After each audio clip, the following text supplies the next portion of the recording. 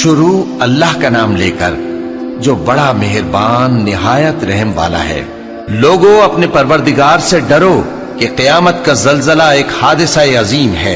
ए मुखातब, जिस दिन तू उसको देखेगा उस दिन ये हाल होगा कि तमाम दूध पिलाने वाली औरतें अपने बच्चों को भूल जाएंगी और तमाम हम्ल वालियों के हम्ल गिर पड़ेंगे और लोग तुझको मदहोश नजर आएंगे, हालांकि वो मदहोश नहीं होंगे बल्कि अजाब देखकर मदहोश हो रहे होंगे।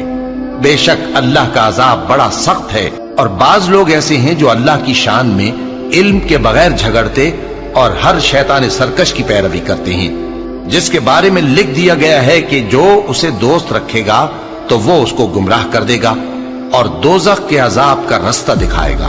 लोगों, अगर तुमको मरने के बाद जी उठने में कुछ शक हो तो हमने तुमको पहली बार भी तो पैदा किया था, यानी इब्तिदा में मिट्टी से, फिर उससे नुतफा बनाकर, फिर उससे खून का लोथड़ा बनाकर, फिर उससे बोटी बनाकर जिसकी बनावट कामिल भी होती है और नाकिस भी, ताकि तुम पर अपनी खालिकियत जाहिर कर दें।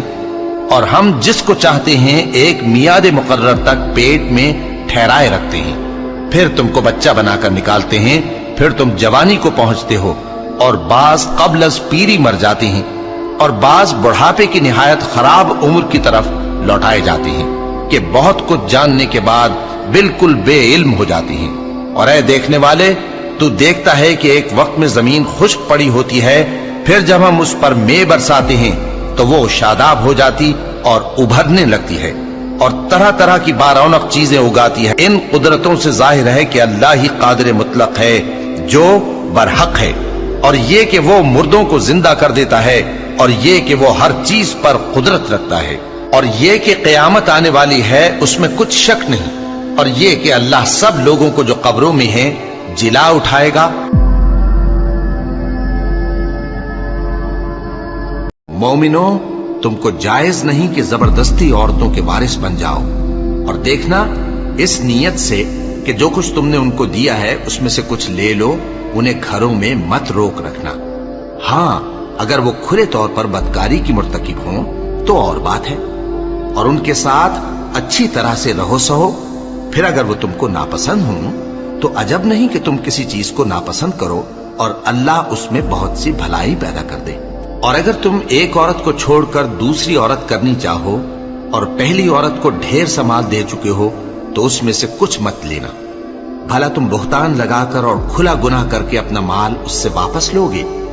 और तुम दिया हुआ माल क्यों कर वापस ले सकते हो जबकि तुम एक दूसरे के साथ सोबत कर चुके हो और वो तुमसे पुख्ता अहद भी ले चुकी हैं। और जिन औरतों से तुम्हारे बाप दादा ने निकाह किया हो उनसे निकाह न करना, मगर जाहिलियत में जो हो चुका सो हो चुका। ये निहायत बेहयाई और अल्लाह की नाखुशी की बात थी और बहुत बुरा दस्तूर था।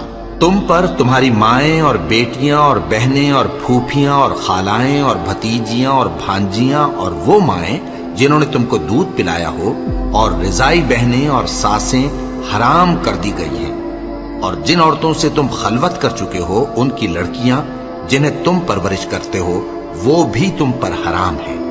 हाँ, अगर उनके साथ तुमने खलवत न की हो तो उनकी लड़कियों के साथ निकाह कर लेने में तुम पर कुछ गुनाह नहीं। और तुम्हारे सुलभी बेटों की औरतें भी और दो बहनों का इकट्ठा करना भी हराम है, मगर जो हो चुका सो हो चुका।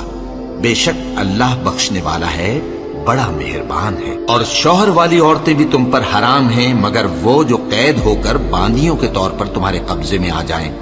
ये हुक्म अल्लाह ने तुमको लिख दिया है और इन मुहर्रमात के सिवा दूसरी औरतें तुमको हलाल हैं, इस तरह से कि माल खर्च करके उनसे निकाह कर लो, बशर्ते के निकाह से मकसूद इफ्फत कायम रखना हो, न कि शहवत परस्ती। तो जिन औरतों से तुम लुत्फ अंदोज हुए उनका मेहर जो मुकर्रर किया हो अदा कर दो, और अगर मुकर्रर करने के बाद आपस की रजामंदी से मेहर में कमी बेशी कर लो तो तुम पर कुछ गुनाह नहीं।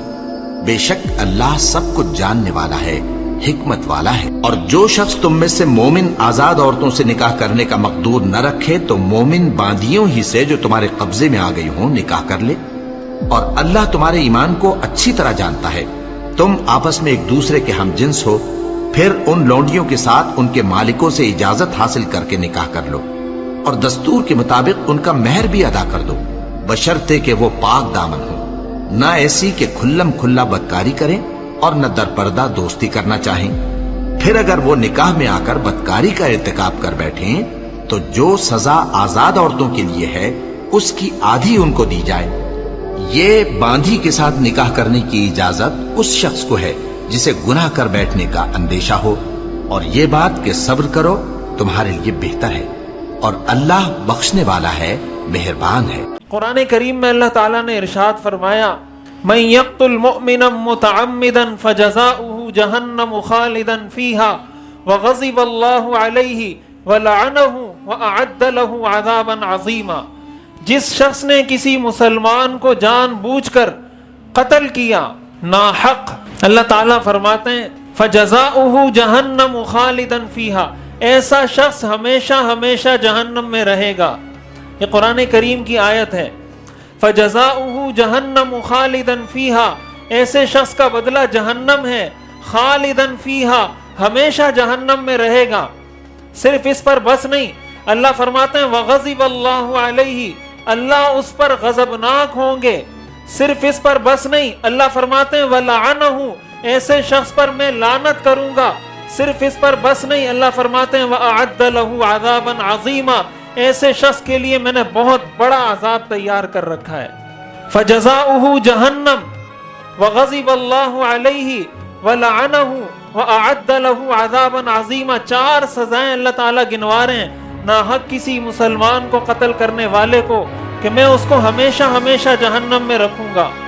अहले सुन्नत वल जमात का अकीदा यह है कि कबीरा गुनाह से इंसान काफिर नहीं होता, और कबीरा गुनाह इंसान को हमेशा हमेशा जहन्नम में ले जाने का सबब नहीं बनता। तो फिर सवाल ये पैदा होता है, उलमा ने लिखा है कि कुरान की इस आयत का मतलब क्या है। कुरान में तो अल्लाह ने कहा है बहुत बिल्कुल साफ अंदाज में कि ऐसा शख्स हमेशा हमेशा जहन्नम में रहेगा। इसका क्या मतलब? उलमा ने लिखा है इसका मतलब यह है कि जो शख्स किसी मुसलमान को कत्ल करेगा मरने से पहले पहले काफिर होके मरेगा, इसलिए कि हमेशा हमेशा तो जहन्नम में काफिर ने रहना है। और अल्लाह ताला कातिल के बारे में कह रहे हैं कि ये हमेशा रहेगा। इसका मतलब ये दुनिया से कलमा लेकर जा नहीं सकता, ये मरेगा तो कुफर की हालत में मरेगा, चाहे सारी जिंदगी नमाजें पढ़ता रहे।